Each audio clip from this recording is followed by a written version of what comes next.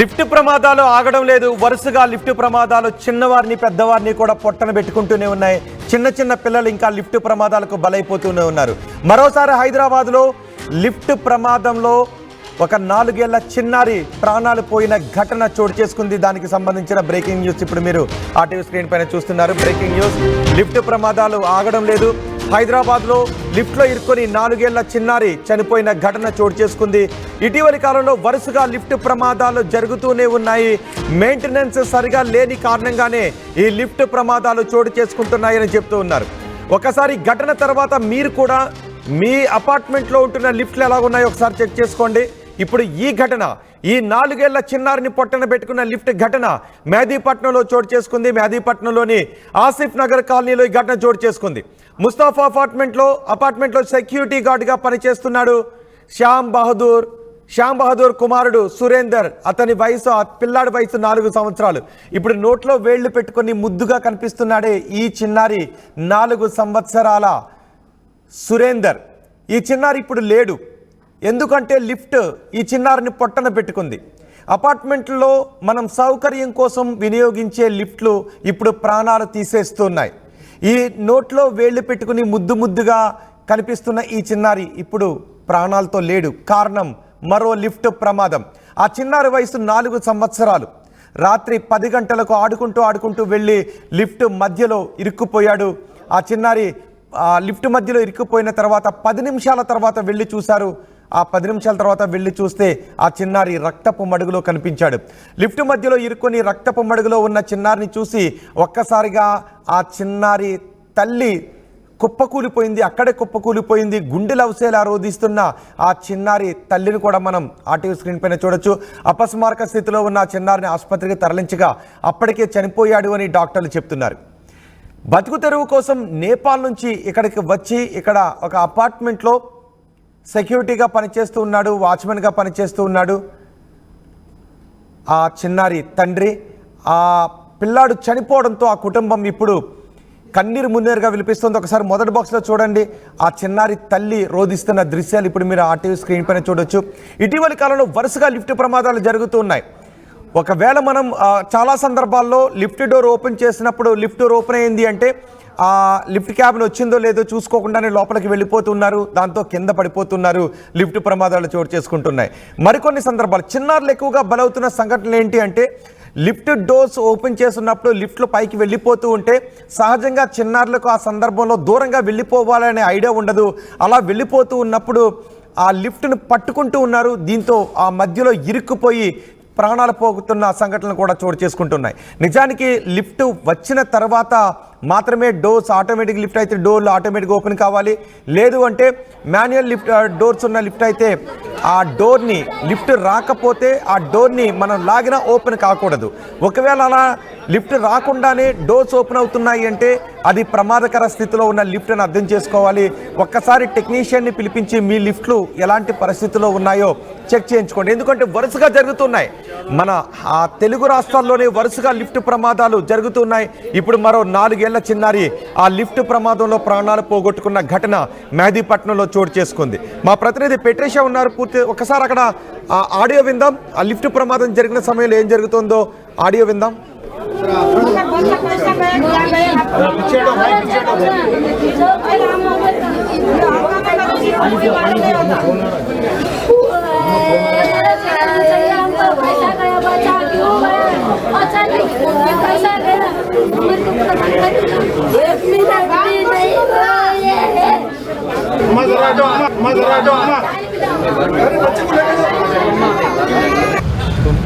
Corporator Vijayanagar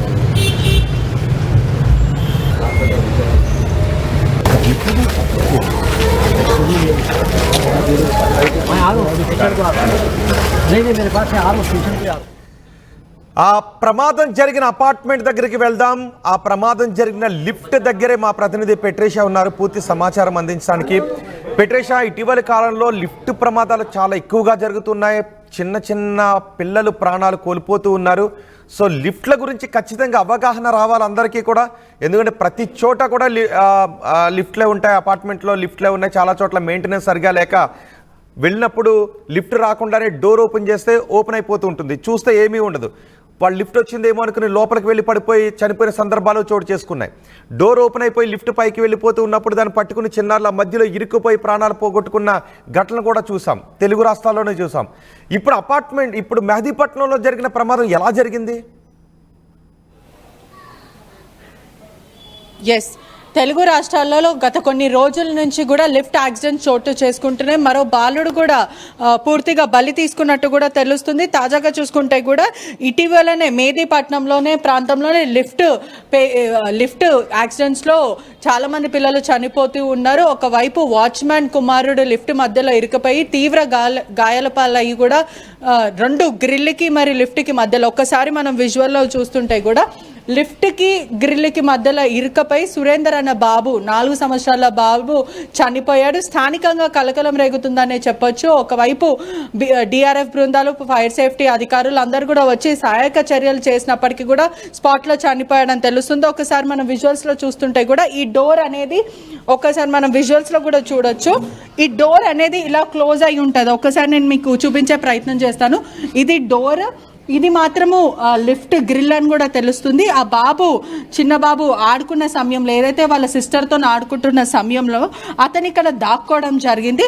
దాక్కొని ఇలా door close చేసుకున్నారు. వెంటనే ఇక్కడ ఒక్కసారి మనకు నాట్ కనిపిస్తుంది. టెక్నికల్ ప్రాబ్లం, మెకానికల్ ప్రాబ్లం అని తెలుస్తుంది. ఏదైతే ఇది ఉందో నాట్, ఇది మాత్రము ఇక్కడ లాక్ అయి ఉంటుంది. అంటే ఒక్కసారి ఇక్కడ చూస్తుంటే కూడా ఇక్కడ లాక్ అవ్వాల్సిన ఇష్యూ ఉంటుంది. ఒక్కసారి ఇక్కడ లాక్ అయిన తర్వాతనే లిఫ్ట్ అనేది పైకి వెళ్తుంది. వెంటనే ఇది లాక్ అయ్యింది. ఆ తర్వాత గ్రిల్ ఓపెన్ చేయకుండా, అంటే ఏదైతే గేట్ ఉందో ఆ గేట్ ఓపెన్ చేయకముందే, క్లియర్గా చూసుకుంటే ఈ గేట్ ఓపెన్ చేయకముందే ఈ లిఫ్ట్ అనేది పైన వాళ్ళు బటన్ ప్రెస్ చేయడం, ఆ తర్వాత ఈ లిఫ్ట్ పైకి వెళ్ళిపోవడం. ఈ 4 ఇంచెస్ ఒక్కసారి మనం విజువల్స్లో చూస్తుంటే కూడా ఏదైతే ఈ 4 ఇంచెస్ మనకి గ్యాప్ కనిపిస్తూ ఉందో, ఈ 4 ఇంచెస్ గ్యాప్లో ప్రధానంగా మనము ఆ వ్యక్తి, ఆ చిన్న బాలుడు ఇరికిపోయాడు. ఆ తర్వాత అతను కింద పడే సిచ్యువేషన్ అయితే ఉండే. అంటే ఈ 4 మనం ఒక్కసారి చూడొచ్చు, ఈ 4 ఇంచులు మాత్రమే గ్యాప్ ఉంది. ఈ 4 ఇంచులో ఆ బాబు ఇక్కడ దాక్కున్నాడు. ఆ ఏదైతే అది లాక్ ఉందో ఆ లాక్ ఇక్కడ పడిపోవడం జరిగింది. వెంటనే ఇక్కడ లాక్ అయిన వెంటనే అక్కడ ఫ్లోర్లో, ఏదైతే 3rd ఫ్లోర్లో బటన్ ప్రెస్ చేస్తారు. ఇది వెంటనే పైకి వెళ్ళిపోయింది. ఈ క్రమంలో పైకి వెళ్ళే క్రమంలో జస్ట్ ఇక్కడ మనకి ఇంచెస్ కూడా 3-4 ఇంచెస్ ఉన్నాయి. ఇంచెస్ గ్యాప్లోనే అతను చితికిపోవడం, ఆ చిన్న బాబు బాడీ అంతా చితికిపోవడం, ఆ తర్వాత ఉక్కిరి బిక్కిరై కొట్టుమిట్టాడుకొని మరి చనిపోయాడని తెలుస్తుంది. యూజువలీ లిఫ్ట్ ఎప్పుడు అలా వెళ్ళకూడదు. ఒకవైపు ఇది లాక్ చేసిన తర్వాత గ్రిల్ ఓపెన్ చేసి మనిషి లోపలికి వెళ్తే మాత్రమే లిఫ్ట్ అనేది పైకి వెళ్ళాలి. చాలా టెక్నికల్ లోపాలు అయితే ప్రస్తుతం అయితే కనిపిస్తుంది. ఎంత దారుణమైన ఘటన అంటే మొత్తం మీద చూసుకుంటే ఒకసారి మనం విజువల్స్లో కూడా చూడొచ్చు. ఇంత క్లియర్గా ఉన్నప్పుడు గేట్ క్లోజ్ కాకముందే ఈ లిఫ్ట్ పైకి వెళ్ళిపోవడము, ఈ 4 ఇంచుల గ్యాప్లోనే ఆ బాబు మొత్తం చితికిపోవడము, రక్తం మడుగులో పడిపోవడము, ఈ ఘటన అంతా కూడా చోటు చేసుకుంది. చాలా క్లియర్గా, క్లారిటీగా కూడా కనిపిస్తుంది. చాలా మటుకు లోపాలు ఉన్నాయి. అంటే ఒక టెక్నికల్ బ్యాక్గ్రౌండ్ లేని వ్యక్తి ఇన్స్టాల్ చేస్తే కూడా ఇటువంటి లోపాలు అయితే వస్తాయి. ఎలక్ట్రికల్ సేఫ్టీస్, ప్రికాషన్స్, మెజర్స్ ఇవన్నీ చేయకుండా డోర్ ఓపెన్ క్లోజ్ ఇదంతా కూడా ఒక సర్టిఫైడ్ ట్రైన్డ్ పర్సన్ మాత్రమే, టెక్నికల్ బ్యాక్గ్రౌండ్ ఉన్న పర్సనే చేయగలుగుతారు. కానీ ఇటీవల కాలంలో లిఫ్ట్లు కూడా ఒకవైపు చీప్గా కొనడమే కానీ దాని తర్వాత టెక్నికల్ బ్యాక్గ్రౌండ్ లేని వాళ్ళు మెయింటైన్ చేయడం, అంటే ఎటువంటి మెయింటెనెన్స్ కూడా ఉండదని కూడా మొత్తం మీద తెలుస్తుంది. ఇప్పటికే చూసుకుంటే నేను ఏపీ అసెంబ్లీలో కూడా లిఫ్ట్ యాక్ట్ ప్రకారం కూడా అనేక నామ్స్ కూడా పాటిస్తాము. దీని మీద లిఫ్ట్ యాక్ట్ కూడా మేము ఒకటి ముందుకు తెస్తామంటూ ఏపీ గవర్నమెంట్ చెప్పడం అయితే జరిగింది. ఇప్పుడు మాత్రం ఎటువంటి సేఫ్టీ నామ్స్ పాటించకపోవడం, అదే విధంగా మనకి ఇప్పటి వరకు కూడా తెలంగాణ రాష్ట్ర ప్రభుత్వంలో ఒకసారి చూస్తుంటే కూడా మొత్తం మీద ఎటువంటి నామ్స్ లేకపోవడం, ఒక లిఫ్ట్కి సేఫ్టీగా ప్రికాషన్స్ ఉండకపోవడం, ఇవన్నీ కూడా రెగ్యులైజేషన్స్కి ఎటువంటి కూడా ప్రోటోకాల్ లేకపోవడం. ఇప్పటికే చూసుకున్నట్టయితే కూడా తెలంగాణ ఎలివేటర్స్ మళ్ళీ ఎక్స్కలేటర్స్ అసోసియేషన్ మెంబర్స్ కూడా దీని మీద ఆందోళన చేస్తున్నారు. ఆ బాబు కూడా ఒకసారి మనం క్లియర్గా చూస్తే ఇక్కడ నుంచి ఆ బాబు పరిగెత్తుకుంటూ వచ్చి వాళ్ళ సిస్టర్స్తో ఆడుకున్న సమయంలో ఆ గ్రిల్కి మరి గేట్కి మధ్యలో అతను దాక్కొని ఉన్నాడని తెలుస్తుంది. వాళ్ళ తల్లి ఎంతో గుండెలు బద్దలయ్యేలాగా ఏడుస్తున్న పరిస్థితి కనిపిస్తుంది. తను అక్కడనే కుప్పగూలిపోయింది. ఇప్పటి వరకు నా కొడుకు ఎక్కడ అంటూ తను ఒకవైపు ఆవేదన వ్యక్తం చేస్తున్న పరిస్థితి కనిపిస్తుంది. వాళ్ళు ఇక్కడనే ఉంటారు, వాచ్మెన్ గా పనిచేస్తుంటారని తెలిసింది. నేపాల్ వాళ్ళు అని కూడా మొత్తం మీద తెలుస్తుంది. ఆ తల్లి ఇక్కడనే కుప్పగూలిపోయిన పరిస్థితి అయితే కనిపిస్తుంది. కుటుంబ సభ్యులు కూడా ఇక్కడనే ఉన్నారు. ఒకసారి విజువల్స్ లో చూడొచ్చు కూడా ఇంత చిన్న చిన్న పిల్లలు కూడా ఉన్నారు. ఒకసారి మన విజువల్స్ లో చూస్తే చిన్న పిల్లలు అంటే ఒకటే కుటుంబానికి చెందిన వాళ్ళు ఇంత చిన్న చిన్న పిల్లలు ఉన్నా కూడా అపార్ట్మెంట్ సేఫ్టీ వాళ్ళు ఎవరైనా సరే అపార్ట్మెంట్ మేనేజ్మెంట్ వాళ్ళు నిర్లక్ష్యం అయితే చాలా క్లియర్గా అయితే కనిపిస్తుంది. మెయింటెనెన్స్ కూడా ఇటీవల కాలంలో కూడా చాలా చేసుకోరు. అంటే ఏదైతే 1000 రూపాయలు బయట మెయింటెనెన్స్ ట్రైన్డ్ టెక్నికల్ ఏజెంట్ అయితే ఎవరైతే తీసుకుంటారో వాళ్ళకి 1000 రూపాయలు ఇచ్చే బదులు 500 400 ఇచ్చి మరి మెయింటెనెన్స్ చేసుకుంటారు. చాలా ఇబ్బందులు పడతాయి. ఎవరైతే ట్రైన్డ్ సర్టిఫైడ్ ఒక ఇన్స్టిట్యూషన్ ప్రమాదం జరిగిన తర్వాత ఫస్ట్ ఆ బాబు అక్కడ ఇరుక్కున్నాడు అని ఎవరు చూశారు? ఆ చూసిన తర్వాత ఏం జరిగింది? ఒక్కసారి ఆ ప్రత్యక్ష సాక్షులు ఎవరైనా అక్కడ ఉన్నారా? వాళ్ళతో ఒకసారి కుదిరితే మాట్లాడించండి. ఎలా చూశారు? ఆ సమయంలో ఎలా ఉన్నాడు? ఎందుకు అంటే ఈ విషయంపై అవగాహన రావాలి. వాళ్ళు చూసినప్పుడు బాబు ఏ పొజిషన్లో ఉన్నాడో ఎలా జరిగిందో చూడడం ద్వారా చాలా మందికి ఇంకా ఈ ప్రమాదంపై ఎక్కువ అవగాహన వస్తుంది. సో అక్కడ ఎవరైనా ప్రత్యక్ష సాక్షి ఉంటే మాట్లాడించండి. తల్లి మాత్రమే కుప్పకూలిన పరిస్థితి అయితే కనిపిస్తుంది. ఎంతో ఆవేదన వ్యక్తం చేస్తుంది. గుండెలు పగిలేలాగా ఏడుస్తున్న సిచ్యువేషన్ కనిపిస్తుంది. తల్లి మాత్రమే ఆ బాబుని చూసిందని తెలుస్తుంది. 10 నిమిషాల క్రితం అతను ఆడుకున్నాడు, కనిపించట్లేదు అంటూ తను పరిగెత్తుకుంటూ మళ్ళీ లిఫ్ట్ దగ్గరికి వెళ్ళి అక్కడ ఇక్కడ చూస్తున్న సమయంలో రక్తం మడుగులో వాళ్ళ కొడుకు కాలని చూసింది. ఆ తర్వాత లబోదిబోమన్న పరిస్థితి. ఏదంటే రక్తం మొత్తం ఏరులై పారుతున్న సమయంలో ఆ తల్లి వాళ్ళ కొడుకు కాలని చూసి ఆ తర్వాత గమనించి వెంటనే స్థానికులకి చెప్పడం, ఆ తర్వాత పోలీసులు, ఫైర్ సేఫ్టీ వాళ్ళు వీళ్ళందరూ రావడం, రెస్క్యూ చేసే లోపడనే ప్రాణాలు కోల్పోయారని తెలుస్తుంది. ఇటీవల కాలంలో కూడా తల్లిదండ్రుల నిర్లక్ష్యం చాలా క్లియర్ గా కనిపిస్తుంది. ఎందుకంటే 10 years కి బిలో ఉన్న వాళ్ళని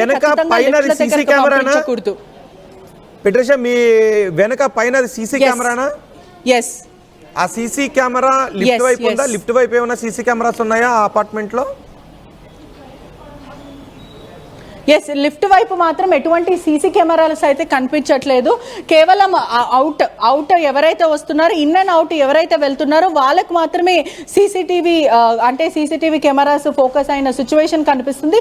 లిఫ్ట్ కి ఎటువంటి మానిటర్స్ లేదు. ప్రధానంగా కూడా సేఫ్టీ ప్రికాషన్స్ అనేవి చాలా నిల్ అయితే కనిపిస్తున్నాయి. ఒక టెక్నికల్ ఏజెంట్ వచ్చి ఇది ఇన్స్టాల్ చేయలేడంటూ కూడా సమాచారం అయితే తెలుస్తుంది. అంటే ఇప్పటికే తెలంగాణ రాష్ట్ర ప్రభుత్వంలో కూడా ఒక ఎన్ఓసి రావాలి, రెగ్యులైజేషన్స్ ఏవైతే లిఫ్ట్ కి సంబంధించిన ప్రోటోకాల్స్ అనేవి ఉండాలంటూ ఇప్పటికే లిఫ్ట్ అసోసియేషన్ వాళ్ళు ఫైట్ చేస్తున్నారు. ప్రతి రాష్ట్రంలో చూస్తుంటే మనకి మహారాష్ట్ర కానీ ఇవన్నీ కూడా పూర్తిగా లిఫ్ట్ కి సంబంధించిన ప్రోటోకాల్స్ ఉంటాయి. తెలంగాణలో మాత్రం ఒక గవర్నమెంట్ ఆఫీసర్ రావాలి, లిఫ్ట్ కి పర్మిషన్ తీసుకోవాలి అని అంటే ఆ గవర్నమెంట్ ఆఫీసర్స్ వచ్చి పూర్తిగా చెక్ చేసి ఆ తర్వాతనే మంజూరు చేయాలి. కానీ ఇటువంటివి తెలంగాణలో జరగట్లేవు. ఇప్పుడు ఏపీలో స్టార్ట్ అవుతున్నాయి, వేరే పక్క రాష్ట్రాల్లో ఉన్నాయి, అవంతా కూడా సేఫ్. ఇక్కడ లిఫ్ట్ హైదరాబాద్ లో లిఫ్ట్ తీసుకోవాలి అని అంటే ఏదైనా పర్మిషన్లు తీసుకోవాలంటే కూడా పూర్తిగా పర్మిషన్లు లేని చోట కూడా మొత్తం మీద చూసుకుంటే కూడా పర్మిషన్లు తీసుకోకుండా లిఫ్ట్లు నడిపిస్తున్నారు. అది కూడా ఇన్స్టాలేషన్ కూడా ఒక టెక్నికల్ పర్సన్, ఒక రెప్యూటెడ్ ఇన్స్టిట్యూషన్ కానీ ఒక టెక్నికల్ పర్సన్ వచ్చి ఇన్స్టాల్ చేయడం అసలు జరగట్లేదు. కేవలం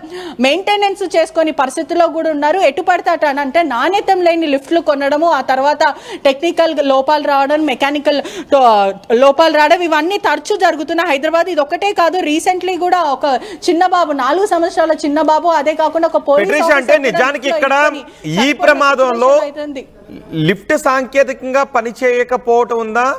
లేదు అంటే ఆ డోర్ ఉంది కాబట్టి ఆ పిల్లాడు చిన్న పిల్లాడు కాబట్టి ఆ లిఫ్ట్ డోర్ క్లోజ్ చేసుకున్నప్పుడు ఆ లోపలికి ఆ గ్రిల్కి మధ్యలో ఉండిపోయినప్పుడు ఆ లిఫ్ట్ లాక్ అయిపోయిందా? చిన్నపిల్లాడు కాబట్టి ఆ 4 ఇంచుల్లో పట్టేస్తాడు కాబట్టి లాక్ అయిపోయిందా?